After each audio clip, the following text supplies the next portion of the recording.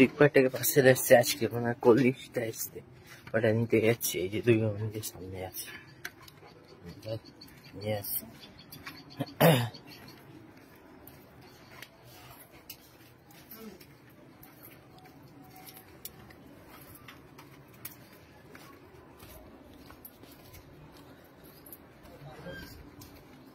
দেখি কোথায় আছে, যাই।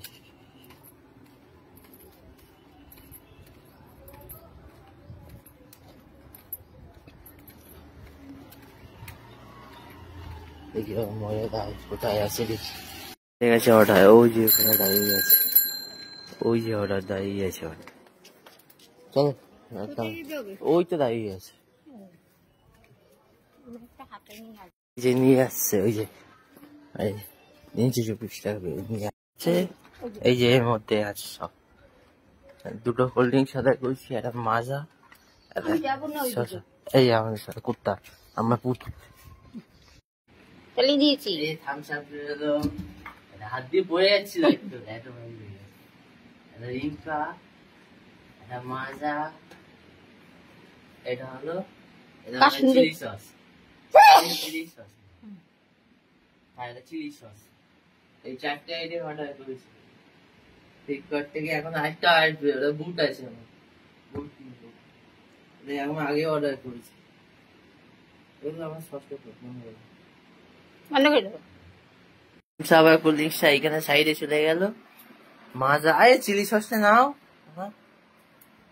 চিলি সস, চিলি সস এ ফ্রিজে ঢোকানো হবে, এটা আজকে খাওয়া হবে। আর ওইগুলো সব পিজের সময় কোথায় রাখবে?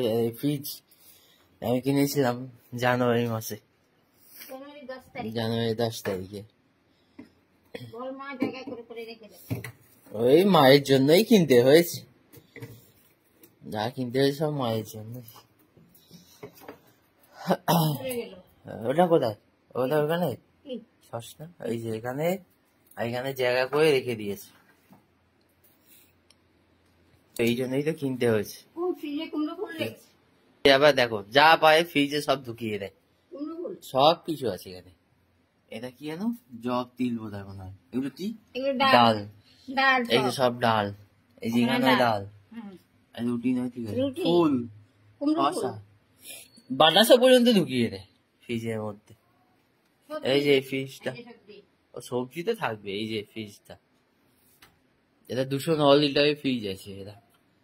এটা আমি জানুয়ারি মাসে 2025-এ কিনেছিলাম, জানুয়ারি মাসে, জানুয়ারি 10 তারিখে ফ্রিজটা আমি কিনে নিয়ে এসেছিলাম। তখন আমি ভিডিও বানাইনি এই ফ্রিজটা। এটা 209 লিটারের ফ্রিজ আছে, এটা ওয়ালপুলে।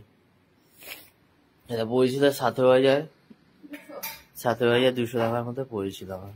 ও ক্যাশে নিয়েছি আমি কোনো ইনস্টলমেন্ট বা EMI তে কিছু নিই এই ফ্রিজটা।